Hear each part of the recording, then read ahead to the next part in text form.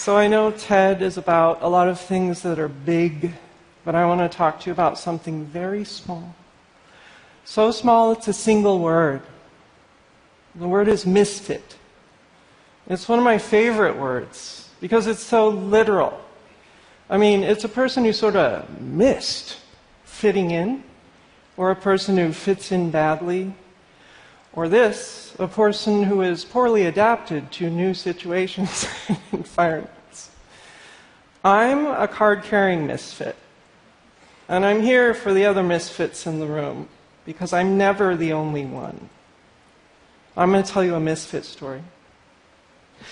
Somewhere in my early 30s, the dream of becoming a writer came right to my doorstep. Actually, it came to my mailbox in the form of a letter that said I'd won a giant literary prize for a short story I'd written. The short story was about my life as a competitive swimmer, and about my crappy home life, and a little bit about how grief and loss can make you insane.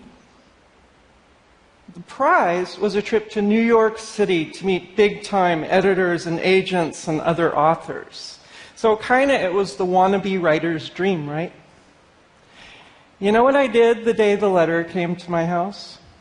Because I'm me, I put the letter on my kitchen table, I poured myself a giant glass of vodka with ice and lime, and I sat there in my underwear for an entire day, just staring at the letter. I was thinking about all the ways I'd already screwed my life up. Who the hell was I to go to New York City and pretend to be a writer? Who was I? I'll tell you. I was a misfit, like legions of other children. I came from an abusive household that I narrowly escaped with my life. I already had 2 epically failed marriages underneath my belt. I'd flunked out of college not once, but twice, and maybe even a third time that I'm not going to tell you about. And I'd done an episode of rehab for drug use, and I'd had 2 lovely staycations in jail. So I'm on the right stage. But the real reason I think I was a misfit is that my daughter died the day she was born, and I hadn't figured out how to live with that story yet. After my daughter died, I also spent a long time homeless, living under an overpass in a kind of profound state of zombie grief and loss that some of us encounter along the way. Maybe all of us, if you live long enough. You know, homeless people are some of our most heroic misfits because they start out as us. So you see, I'd missed fitting into just about every category out there. Daughter, wife, mother, scholar. And the dream of being a writer was really kind of like a small, sad stone in my throat. It was pretty much in spite of myself that I got on that plane and flew to New York City, where the writers are. Fellow misfits, I can almost see your heads glowing. I can pick you out of a room. At first, you would have loved it. You got to choose the 3 famous writers you wanted to meet, and these guys went and found them for you. You got set up at the Gramercy Park Hotel, where you got to drink scotch late in the night with cool, smart, swank people. And you got to pretend you were cool and smart and swank, too. And you got to meet a bunch of editors and authors and agents at very, very fancy lunches and dinners. Ask me how fancy. I'm making a confession. I stole 3 linen napkins from 3 different restaurants, and I shoved a menu down my pants. I just wanted some keepsakes so that when I got home, I could believe it had really happened to me, you know? The 3 writers I wanted to meet were Carol Maso, Lynn Tillman, and Peggy Phelan. These were not famous best-selling authors, but to me, they were women writer titans. Carol Maso wrote the book that later became my art Bible. Lynn Tillman gave me permission to believe that there was a chance my stories could be part of the world. And Peggy Phelan reminded me that maybe my brains could be more important than my boobs. They weren't mainstream women writers, but they were cutting a path through the mainstream with their body stories. I like to think kind of the way water cut the Grand Canyon. It nearly killed me with joy to hang out with these three over 50-year-old women writers. And the reason it nearly killed me with joy is that I'd never known a joy like that. I'd never been in a room like that. My mother never went to college, and my creative career to that point was a sort of small, sad, stillborn thing. So kind of in those first nights in New York, I wanted to die there. I was just like, kill me now. I'm good. This is beautiful. Some of you in the room will understand what happened next. First, they took me to the offices of Farrar, Straus, and Giroux. Farrar, Straus, and Giroux was like my mega dream press. I mean, T.S. Eliot and Flannery O'Connor were published there. The main editor guy sat me down and talked to me for a long time, trying to convince me I had a book in me about my life as a swimmer. You know, like a memoir. The whole time he was talking to me, I sat there smiling and nodding like a numb idiot, with my arms crossed over my chest, while nothing came out of my throat.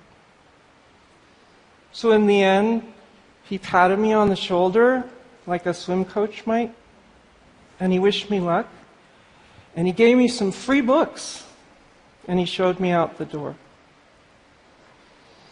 Next, they took me to the offices of W.W. Norton, where I was pretty sure I'd be escorted from the building just for wearing Doc Martens.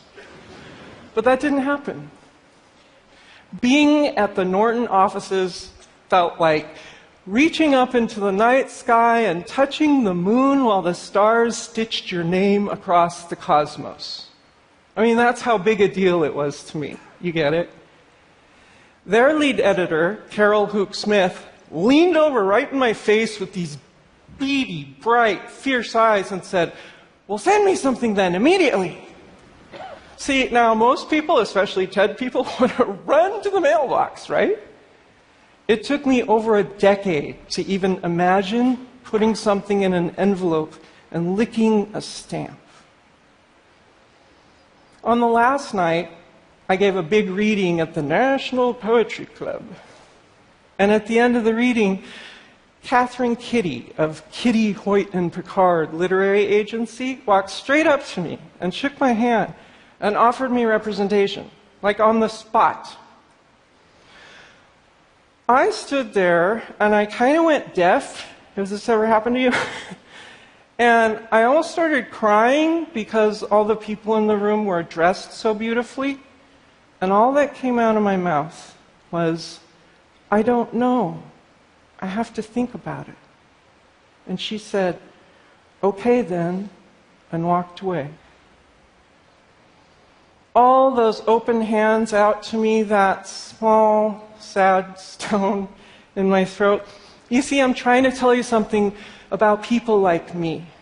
Misfit people, we don't always know how to hope or say yes or choose the big thing, even when it's right in front of us. It's a shame we carry. It's a shame of wanting something good. It's a shame of feeling something good. It's a shame of not really believing we deserve to be in the room with the people we admire. If I could, I'd go back and I'd coach myself. I'd be exactly like those over 50-year-old women who helped me. I'd teach myself how to want things, how to stand up, how to ask for them. I'd say, you belong in the room too. The radiance falls on all of us, and we are nothing without each other. Instead, I flew back to Oregon, and as I watched the evergreens and rain come back into view, I just drank many tiny bottles of airplane Feel Sorry for Yourself. I thought about how if I was a writer, I was some kind of misfit writer. What I'm saying is I flew back to Oregon without a book deal, without an agent, and with only a head full and heart full of memories of having sat so near the beautiful writers. Memory was the only prize I allowed myself. And yet, at home, in the dark, back in my underwear, I could still hear their voices. They said, "Don't listen to anyone who tries to get you to shut up or change your story." They said, "Give voice to the story only you know how to tell." They said, "Sometimes telling the story is the thing that saves your life." Now I am, as you can see, the woman over 50. And I'm a writer. And I'm a mother. And I became a teacher. Guess who my favorite students are? Although it didn't happen the day that dream letter came through my mailbox, I did write a memoir called The Chronology of Water. In it are the stories of how many times I've had to reinvent a self from the ruins of my choices. The stories of how my seeming failures were really just weird-ass portals to something beautiful. All I had to do was give voice to the story. There's a myth in most cultures about following your dreams. It's called the hero's journey.